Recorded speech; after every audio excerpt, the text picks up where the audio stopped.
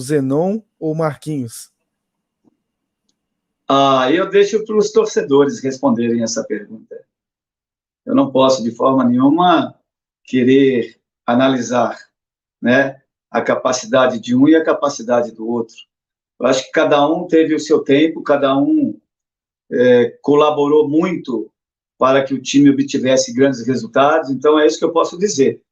Cabe aos torcedores escolherem, né, qual o preferido. Eu, como ex-atleta, e respeitando muito o Marquinhos, que eu acho que o Marquinhos foi um dos grandes camisa 10, assim como Adilson Heleno, foi um grande camisa 10 no Avaí também, né? Eu não posso, de forma nenhuma, achar que eu fui melhor que eles. Quem tem que analisar isso são os torcedores. Em 73, o Avaí tentou contratar, e contratou, né, alguns jogadores vindo do Flamengo, e tem um boato, né, é até verídico essa história, o Avaí tentou o Zico, contratar o Zico para vir jogar em 73 no Avaí, e o Zagallo acabou não liberando, ele só tinha 28 jogos pelo Flamengo, resolveu apostar nele, dar mais chances. Queria saber se ele teria vaga naquele Avaí de 73. Eu acho que não.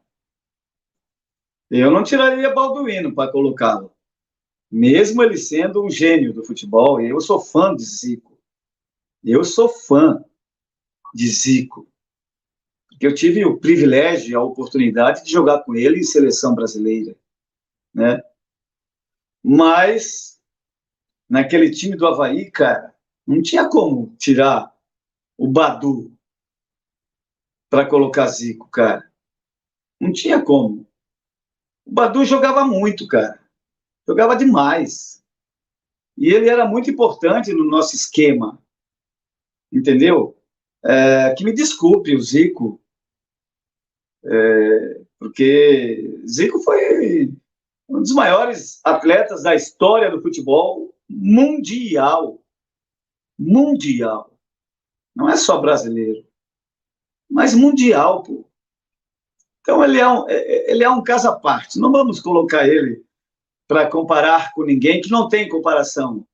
Não existe comparação com o Zico, na posição dele. O Luiz Gonzaga Galvão, ele tá Mas lá vem respondendo. Luiz Gonzaga de novo, cara. Ele falou aqui que é brincadeira, Magrão, mas a dona Didi ofereceu almoço para aquela turma que veio do Rio para Floripa com o teu amigo Walter Miraglia. Isso, técnico Walter Miraglia, né, que trouxe o Ademir, o ponta-direita do Flamengo, Paulo Henrique, lateral do Flamengo, o Birajara, o goleiro Birajara, Cardozinho, um cabeça de área, trouxe Américo, e acho que o Celso também veio nessa turma, o Celso. Então, se eu não me engano, o Cardozinho e Ademir ainda moram aí em Florianópolis. Fixaram residência em Florianópolis. Cardozinho e o Ademir, o ponta-direita. Então, vieram, né, vários jogadores do Flamengo, inclusive, quando eu cheguei no Avaí, esses jogadores já estavam lá.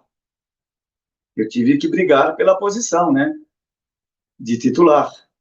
E acabei ganhando a posição de camisa 10 e aí permaneci como titular. Até em 73 eu acho que o Avaí não classificou, né, pro Campeonato Brasileiro, e esse time acabou sendo um pouco, esses jogadores que vieram do Flamengo saíram do time, né? Alguns voltaram para o Rio, mas o Ademir ficou, o Celso ficou, né? E eu acho que foram só. O Cardozinho ficou também. Cardozinho ficou. Então. Mas foi um baita time, hein? Rapaz. Foi um baita time que o Avaí montou em 73, hein? Tanto é que o Vasco veio jogar contra nós ganhamos. Ganhamos do Vasco. E o Vasco de Roberto Dinamite, Zanata e Buglé, eu lembro muito bem, e companhia. Então foi time bom. Zenon, a gente sabe que tu jogou em grandes times, né? Como tu citou já o Guarani, campeão brasileiro, o Avaí de 73, de 75, jogou no Corinthians, até jogou na Arábia, jogou na seleção brasileira, mas qual foi o melhor time que tu jogou ali? Os melhores 11 jogadores? Não dá, cara. Não dá? Não dá para você apontar, um time. Porque o Avaí foi fantástico, o Guarani foi fantástico, o Corinthians foi fantástico, o Atlético Mineiro, então, nem se fala, fantástico também. O time que eu joguei lá no Atlético, foi bicampeão mineiro. A Portuguesa dos Desportos, em 88, foi um baita de um time que eu joguei, cara. Então não dá para destacar um time, cara. Eu estaria sendo, sei lá, mal agradecido e egoísta em achar um time melhor que outro. Pode perguntar, Taka. Ia perguntar, né? Porque esse time do Corinthians que você jogou, né? Você jogou do lado do Sócrates, né? E foi um time até bem importante no momento do país, né? Como é que foi esse movimento aí da democracia corintiana também, que é uma coisa bem famosa, até tem uma camisa atrás de você ali, né? Desse momento. Então, eu queria que tu contasse como é que foi isso também, além do futebol, né? Bom, esse projeto até hoje é decantado em prosas e versos, né, cara? Esse time da democracia corintiana, porque foi a primeira e única vez que um time de futebol se envolve com política e pensando no bem do país. Então, criamos esse projeto com esse intuito de brigar por uma democracia contra uma ditadura. Então, brigamos por uma redemocratização do país, mudança de regime. E naquele tempo, você sabe que o bicho pegava. O bicho pegava, era pancadaria para tudo quanto é lado, lei da mordaça e tudo mais. E a gente criou esse projeto porque achávamos que teríamos condições de ser um projeto positivo. E conseguimos. Conseguimos, sim. Durante 3 anos, lutar pela democracia.